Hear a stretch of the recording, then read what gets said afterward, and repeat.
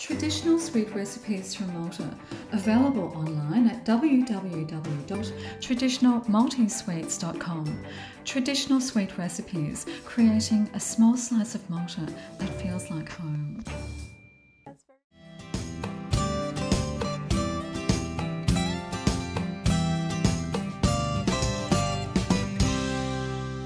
U minn New South Wales niġu lura fil-Victoria fejn Mark Avellino ser jitkellem ma' Michael Zerafa li ta' 24 sena diġa qed jagħmel isem fid-dinja tal-boxing.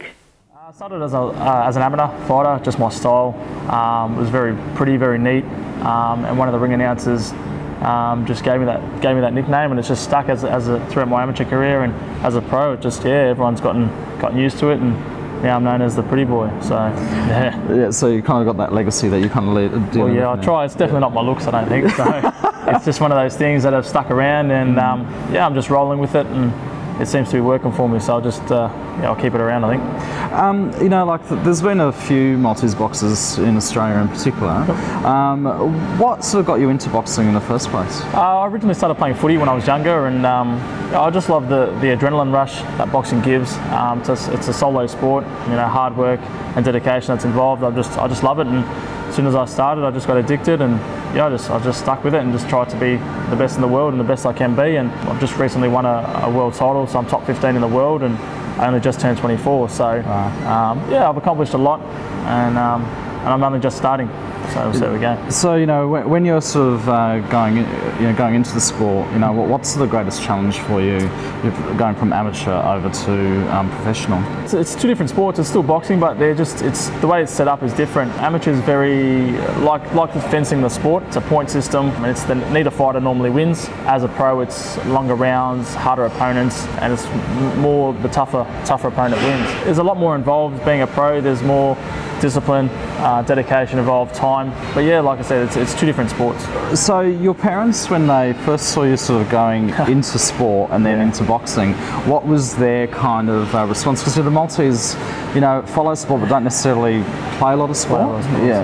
My parents weren't really all for it at the start. My mum hates it, even till today she still hates it, but they've seen how much I love the sport and how much dedication I do put into boxing, and you know, they get behind me 110%, and they're always there at my fights and big training camps and things I have involved with it.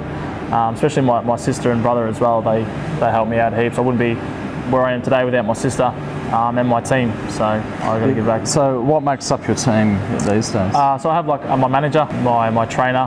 I've got my sister.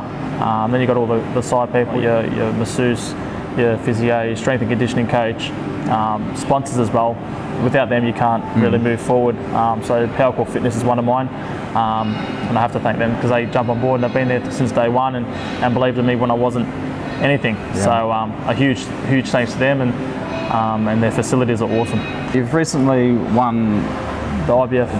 Yeah. That sort of process of getting to that, you know, I know that you've competed quite a lot overseas. Yep. What would you say was the sort of stepping stone that got you to this point right now? Like, you know, how did you get to that point? Well, I fought 22 fights. I fought the best in Australia. I had to prove myself against a lot of tough opponents when people thought I couldn't. I have to thank my manager, Michael Avellino, for getting me the big fights and stepping me up. But I also fought last year against world-rated Peter Quillen, who's 44 fights, 44 wins, 27 knockouts. Wow. And that was overseas in America with all, you know, Sugar Ray Leonard, all greats that were in attendance. And then, yeah, like I said, I just had to prove myself, and my manager sealed the deal fighting a really tough Japanese fighter from overseas with a record of 24 wins, 17 knockouts. And that was over 12 rounds, and I beat him. I took him the distance and beat him on decision and took the title home. So top 15 in the IBF now, and onwards now, and looking forward into the bigger and better. So when you're at these events and you are starting to meet some of your idols from the industry, how does that make you feel? Yeah, it's pretty cool. Like I said, last year I nearly sealed the deal fighting Anthony Mundine, who's a big name in boxing, who I idolised when I was growing up and always wanted to kind of be. And then, you know, getting the call saying, you know, we've nearly signed the deal, and you know, I'm up there in the limelight with all these big guys. It's a dream come true, and it just shows that if you do dedicate yourself, your time, and you do put in the work, it does reward. You know, you get the reward out of it at the end. Sports people often become role models. Yeah. And I know that you're sort of going to be having a clinic soon that will sort of encourage some community engagement. What is the sort of thing you'd like to bring back to the sport? You know, from as people see you sort of get through it more. It just, for me, like I said, even when I do other talks to schools and stuff like that, I'll just tell everyone that, you know, believe in your dreams. When people say that it can't be done or you can never do it, not to take that in and believe it. You know what I mean? It's all comes down to hard work, and I honestly live by that, because I had nothing growing up, and you know, I was never the richest kid or the fastest kid or had the best, you know, and I just dedicated my time, my effort and everything, and like I said, the rewards are coming. So for me, it's just if you put in the time and effort, and you know, you can party later. When you were still an amateur and you were in the Commonwealth Games, so you're representing country doing that. Were you too young to realise what you were doing, or what was it like for you? It was pretty cool, you know. Like I fought for the Victorian team and the Australian team, and then I fought, you know, Damien Hooper, who was a big fighter around the world. He won gold in the Olympics, and just to even be in the same team as him and get the opportunity to jump in the ring with someone at such level was ridiculous. You know, I was like, this can't be happening. And then again, it comes down to just believing in yourself and believing, you know what, I've earned it. Now, when everyone's sleeping at 4 in the morning, I'm up working, I'm running. When everyone's eating, I'm working, I'm training. You know, this is my life. If I don't box, you know, I don't eat. So, you know, being based obviously in Australia, I don't think distance really in that sport is an issue, is it? Not really. It doesn't really matter. It does when you're travelling overseas as an opponent, because, like I said, I've fought overseas a few times and trying to acclimatise, and you know, it's hell. It's hell, you know, and it's tough. I fought in Russia and I only had 3 days to adjust.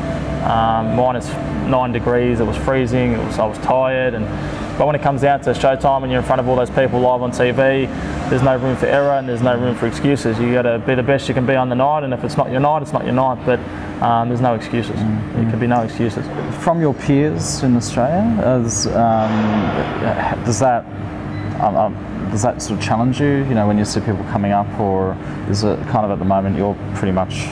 For me, I don't care about anyone else. It sounds a little bit cocky, but it's confidence. I feel that there's no one better than me. Even if there is, I believe that I'm the best. You know, if you put someone that's not that good in front of me or someone that's the best in the world, I'll still have that same job to do. I've got to get the W and the win, and I'm willing to fight anyone. You know, anyone that my management and team offer, I'll jump in the ring and fight. So for me, it doesn't really matter. It's a job to me, and this is my life. So at the end of the day, boxing is boxing.